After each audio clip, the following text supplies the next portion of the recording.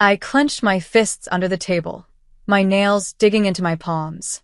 The laughter echoed in my ears, cruel and cutting, as my father smirked at me from across the dining room. The long, polished mahogany table stretched between us, a battlefield I never chose to fight on. My mother sat beside him, her expression indifferent, nodding along with his every word. "You're a disgrace to this family, just a failure," my father sneered, his voice dripping with disdain. "Your brother is the only child I'm proud of." My brother, Mason, leaned back in his chair with a smug grin, basking in the attention like a king being praised in his own court. He had always been the golden boy, the untouchable one. And me? I was nothing in their eyes. I swallowed hard, forcing myself to keep my emotions in check. I wouldn't let them see me break. Not here. Not in front of all these people. Our extended family, business partners, and so-called friends who had gathered for what was supposed to be a peaceful family dinner. But the air was thick with judgment. Whispers ran through the room. Pitying glances shot my way. Some guests shifted uncomfortably in their seats, while others, like my aunt and uncle, watched with cold amusement. I had been here before, ridiculed, mocked, dismissed. But this time felt different. This time, it felt final. And then, my grandfather, the patriarch of the family, slowly rose to his feet. Silence fell like a heavy curtain. My father turned to him, looking annoyed. "Dad, sit down. You don't need to defend her. She made her choices. She could have had a comfortable life like Mason, but instead, she chose what? Some meaningless job? A pathetic little apartment? Scraping by when she could have had everything." My mother exhaled sharply, shaking her head as though I was the biggest disappointment she had ever known. Grandpa didn't sit. His old yet steady hands rested on the table as he gazed at my father, his expression unreadable. "Then it's time you all knew the truth," he said, his voice calm but firm. My heart pounded in my chest. What truth? What was he talking about? My father rolled his eyes. "What truth, Dad? That she's a disgrace? We all know that already." A sharp, disapproving look flashed across Grandpa's face. "You're a fool, Nathan," he said, his voice as sharp as a blade. "And you've been blind for too long." The room tensed. My father's arrogance faltered just a little. "What are you talking about?" my mother asked, her voice laced with uncertainty. Grandpa looked around the table, making sure everyone was paying attention. Then, with deliberate slowness, he turned to me. "You're the only one in this family who has earned my respect," he said. I stiffened, my breath catching in my throat. A murmur spread through the room. My brother's smugness cracked. My father's brow furrowed. My mother's lips parted in surprise. Grandpa continued, his voice unwavering. "You think you're so great, Nathan? You think Mason is your pride and joy? Let me ask you something. What has Mason ever built with his own hands? What has he sacrificed for? What has he achieved on his own?" Mason's face darkened. "Grandpa, what the hell?"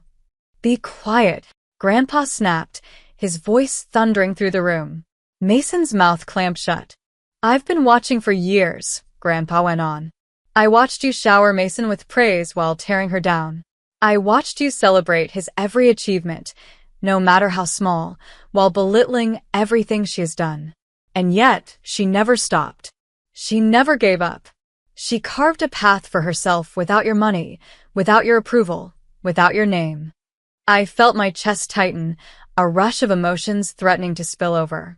"You all sit here, looking down on her," Grandpa said, his gaze sweeping over the table. "But do any of you even know what she's accomplished? Have any of you bothered to ask?" A heavy silence settled in. Grandpa turned to me, his eyes kind yet fierce. "Tell them," he urged. "Tell them what you've done." I hesitated, my hands trembling slightly. "Grandpa, you've spent years hiding your achievements because of them," he said.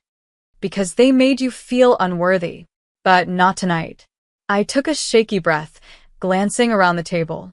My father's face was unreadable. My mother's expression had softened slightly, though skepticism still lingered. Mason looked ready to explode. I finally spoke.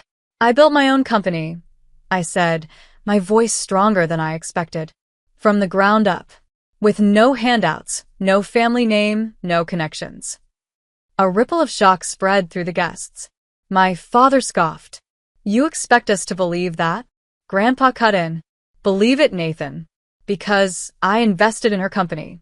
And guess what? It's now more successful than yours. Gasps filled the room. My father's face turned pale. My mother's hands trembled slightly as she reached for her glass of water. Mason's jaw clenched so hard I thought his teeth might break. I straightened my spine, my confidence growing. You never cared enough to ask.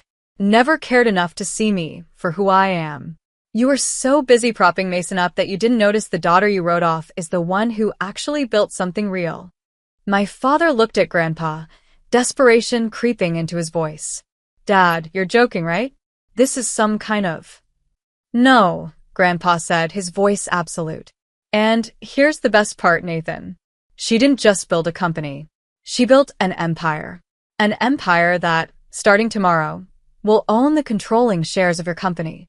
My father's breath hitched. My brother shot up from his chair. That's not possible. Grandpa smiled, a look of satisfaction in his eyes.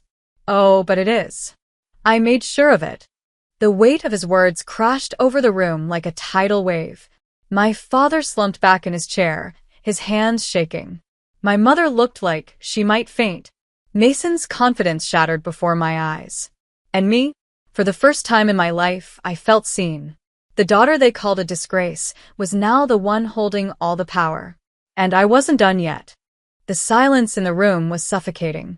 The once arrogant expressions on my father's and Mason's faces had crumbled into pure disbelief. My mother, who had always nodded along with my father's cruelty, stared at me with wide eyes as if seeing me for the first time. I pushed back my chair and stood, slowly, deliberately. My heart was pounding, but I wouldn't let them see a single crack. Not tonight. You think you're the only ones who can play the game? I asked, my voice carrying through the massive dining room. You've spent years laughing at me, treating me like an outsider in my own family. But guess what? I wasn't wasting my time. While you were too busy gloating over Mason's so-called success, I was out there building something real. Mason shot up from his seat, his hands slamming against the table. This is a joke. There's no way Grandpa would invest in her over me. Grandpa simply smiled, his piercing gaze locking onto Mason. And why not? What have you ever done to earn my respect, boy? Every deal you've made, every position you've held, was handed to you by your father. You wouldn't last a day in the real world without him wiping your messes clean. Mason's face turned red, his lips pressing into a thin line. He wanted to argue, but he had nothing. No real accomplishments. No real experience. Just the privilege my father had fed him his whole life. My father finally found his voice. This isn't possible, he muttered, his voice hoarse. There's no way she could take controlling shares of my company. I let out a soft chuckle, shaking my head. Oh, but I did, I said. For the last 3 years, I've been watching. Studying. I saw your weaknesses, your over-reliance on Mason, the bad investments you made trying to cover for his failures. I knew your company was on the brink of collapse before you even realized it. My father's fists clenched. You're lying. Grandpa reached into his suit jacket and pulled out a small envelope. With slow precision, he slid it across the table. See for yourself. My father hesitated before snatching up the envelope. His fingers trembled as he opened it, revealing a stack of legal documents. His eyes scanned the pages, his face losing what little color it had left. This isn't possible, he repeated, his voice barely above a whisper. Mason yanked the papers from him, his own eyes darting across the words. His breath came out ragged. No. No way. His head snapped toward me. You set us up. I tilted my head. Set you up? No. You did this to yourselves. I just took advantage of the opportunity you handed me on a silver platter. My mother finally spoke, her voice softer than I had ever heard it. You really did all of this? There was something in her tone. Regret, perhaps? Uncertainty? I met her gaze, my heart hammering. Yes, I said. I did. The weight of my words pressed down on the room like a storm cloud about to burst. Then Grandpa delivered the final blow. As of tomorrow, he said, your positions in the company are officially terminated. You and Mason will no longer have any authority over the business. My father looked up, his mouth parting in shock. Dad, you can't do this. Grandpa's eyes darkened. Oh, but I can. I've watched you turn into a man who values money and power more than family. You raised Mason to be just like you, a man who expects the world to fall at his feet without lifting a single finger to earn it. I won't let this family's legacy crumble under your arrogance. Mason turned to my mother, desperation in his voice. Mom, say something. You can't just let this happen. But my mother remained silent, her gaze fixed on me. I saw the emotions warring inside her. The doubt, the realization, the truth she had ignored for years staring her right in the face. For the first time in my life, she had no words. And I had never felt stronger. I straightened my shoulders, locking eyes with my father one last time. You spent years making me feel worthless, I said. But the real failure in this room isn't me. It's the man who couldn't see what was right in front of him. And with that, I turned on my heel and walked out, leaving them to drown in the truth. I walked out of that dining room with my head held high, but my heart was racing. Years of humiliation, of being dismissed and belittled, had just flipped in an instant. The weight of my revenge settled over me like a storm brewing in the distance. But this wasn't over. Not yet. I stepped outside, the cool night air hitting my skin like a much-needed reset. My phone buzzed in my pocket, and I pulled it out. A message from my assistant popped up. Everything is in place. The official announcement goes live tomorrow morning at 8 a.m. I smirked. Perfect. Behind me, the doors slammed open. Heavy footsteps rushed toward me, and I turned just in time to see Mason storming down the steps, his face twisted in rage. You think you won? He spat. You think you can just take everything and walk away like some kind of hero? I arched a brow, unimpressed. I don't think, Mason. I know. His hands curled into fists, but I didn't flinch. He had always been all talk, no action. You set me up, he accused, his voice shaking. You made me look like a fool. I crossed my arms. No, Mason. You did that all on your own. I just stopped covering for you. His jaw clenched, so hard I thought it might snap. You think you're better than me now, huh? You think Grandpa's approval suddenly makes you someone important? I stepped closer, my voice dropping to a lethal whisper. I was always someone, Mason. You and Dad just refused to see it. And now? Now, I don't need your approval. I have something much better. He scoffed. And what's that? I smiled, slow and dangerous. Power. His face drained of color. Before he could respond, the sound of heels clicking against the pavement interrupted us. My mother stood a few feet away, her expression unreadable. Her usual cold demeanor had cracked, replaced by something almost hesitant. Let's go, Mason, she said, her voice softer than I'd ever heard it. Mason didn't move. He just stood there, glaring at me like he wanted to tear me apart. But he knew. Deep down, he knew there was nothing he could do. Not anymore. With one last look of pure resentment, he turned and stormed off, pushing past my mother as he left. She stayed behind. We stood in silence, the tension between us thick as smoke. I didn't know, she finally said. I let out a dry laugh. You didn't want to know. She flinched. Maybe, she admitted. Maybe I didn't. For a moment, I thought that was it. That she would turn and follow Mason without another word. But then she surprised me. You were always stronger than I gave you credit for, she murmured. Stronger than all of us. I didn't know how to respond to that. Not after years of being nothing in her eyes. So I just nodded. I know. She inhaled sharply, like she wanted to say more. But in the end, she just turned and walked away. I watched her go, my chest tight with emotions I wasn't ready to unpack. This wasn't the ending I had imagined. But maybe it was the one I needed. And tomorrow? Tomorrow I would show the world exactly who I was. The morning after the family dinner, The world woke up to news that shook the business industry to its core. Breaking: corporate giant faces major takeover as young entrepreneur secures controlling shares. Industry shakeup: CEO Nathan Carter and son ousted after silent power shift. The rise of an underdog: how she outsmarted her own family. I scrolled through the news articles, watching as the headlines painted the picture of my victory. Every news channel, every financial website, every social media platform was buzzing about the stunning reversal of power in my father's company. The same company he had spent his life building, and that he had never imagined I would have the strength to take from him. And yet, here I was. My phone was vibrating nonstop with calls and messages. Some were from people who had once ignored me, but now suddenly wanted to meet. Investors who had dismissed me before were now eager to align with my business. Former colleagues, employees of my father's company, even people I hadn't spoken to in years were all trying to get in touch. I ignored most of them, but then one name appeared on my screen that made me pause. Grandpa. I answered immediately. "Morning, Grandpa." "They're in shambles," he said without preamble. His voice held an unmistakable note of satisfaction. "Nathan and Mason showed up at the office first thing this morning, demanding to see the board. Security had to escort them out." I let out a slow breath, allowing his words to settle over me. I had been preparing for this moment, but hearing it was something else. They really thought they could stop this? I asked. Grandpa chuckled.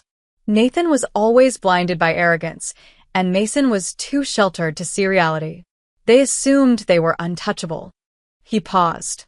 "They know you've won, but they're not going to go down quietly. Be prepared." "I already am," I said firmly. I heard Grandpa sigh on the other end. "Are you ready for today?" I nodded, even though he couldn't see me. More than ever. Today wasn't just about taking control of the company. It was about defining my rule. Unlike my father, I wasn't here to hoard power or crush competition.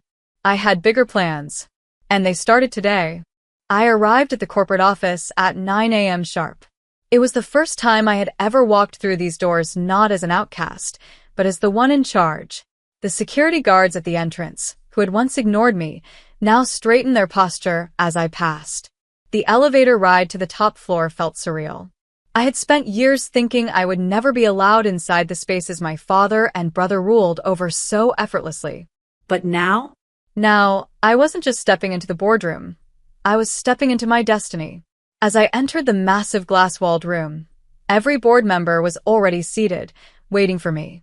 Some of them looked nervous, others curious, and a few openly doubtful. And then, of course, there was my father and Mason. They had managed to sneak their way in. Mason sat at the far end of the table, arms crossed, his face twisted in barely contained rage. My father, however, was composed. Too composed. That meant he had a plan. "Good morning," I said, taking my seat at the head of the table. It was the same seat my father had occupied for years. I saw him stiffen as I took his spot. "We're here today to discuss the transition of power," I continued. "As you all know, the company has undergone a restructuring. Effective immediately, I will assume the position of CEO." Murmurs spread across the room. "That's not happening." My father's voice was quiet but sharp. "This is still my company." I didn't even blink. "Check the legal documents. Your shares were sold. You hold nothing." His eyes darkened, but he forced a smirk. "You think you can run this place? You have no experience at this level." I leaned forward. "And yet, my independent business has been more profitable in the last 3 years than this company has been under your leadership. You let Mason drive it into the ground while you were too blind to see it." Mason's face turned red. "You little." Grandpa's voice cut through the tension. "Sit down, Mason." Mason's mouth snapped shut. I took advantage of the silence. "Let me make one thing clear," I said, my voice unwavering. "I am not my father. I don't run businesses through nepotism and arrogance. I earned my place here. And if anyone here doesn't believe in my leadership, you're welcome to resign." No one moved. Not one board member. Even the ones who had doubted me looked reluctant to challenge me now. My father exhaled slowly, realization hitting him like a brick wall. You really did it, he muttered. His voice was hoarse now, his confidence cracking. You really took everything. I looked him straight in the eye.